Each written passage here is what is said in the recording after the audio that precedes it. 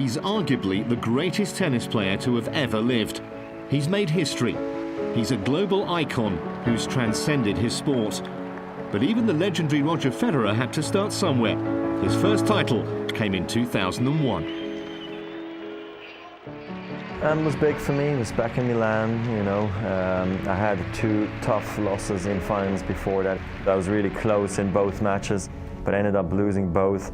And then I was, I think, the favorite going into the Milan finals against Julien Bouter.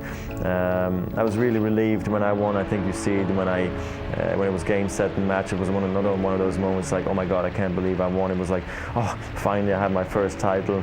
My career can stop right now. So it was one of those moments for me. Thankfully for us, his career didn't end in Italy. And Federer went on to be a hero to many, not least of all his peers and the next generation of tennis stars. I think he's one of the greatest, ambassador in tennis and the greatest player of all time for me. Of course, would be it's my dream to play against him in the final, and I'm sure I would love to have that battle once at least. And I think there's not enough words that we can actually describe him. A slightly less intense playing schedule for 2013 might be seen as a sign of slowing down for the great man. But Federer has always enjoyed proving his critics wrong. Yeah, I think I proved that, ever since my kids were born or ever since I turned 30, I actually always played better in the process, because this is when the critics were at its loudest after my kids were born, after I won the French Open and people were asking what more is there to achieve, or when I turned 30, people were like, okay, at 30 usually you go that way. I was like, come on guys, it's possible to do that as well, and I think I proved that on the tennis court. That's what's most important, is that I enjoy it, that I do have success, because that fuels motivation and inspires you to achieve more, and that's where I am today.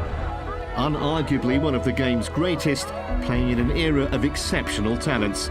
It's a special time for men's tennis. It's going to be an interesting year. We had 4 different Grand Slam champions last year around, so we all don't know what quite to expect yet, but Novak seems to have put his stamp on the year already, and now Rafa coming back. We don't know what to expect there yet, so it's an interesting year ahead. It certainly will be, Roger. For tennis fans, 2013 is already shaping up to be a vintage year.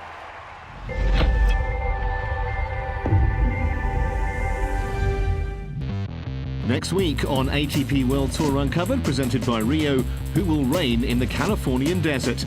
We have all the action from the conclusion at Indian Wells. Plus, we catch up with fan favourite Jo-Wilfried Tsonga aiming high in 2013. And don't forget to log on to atpworldtour.com for your 24/7 breaking news, and talk with us on Facebook and Twitter. See you next week.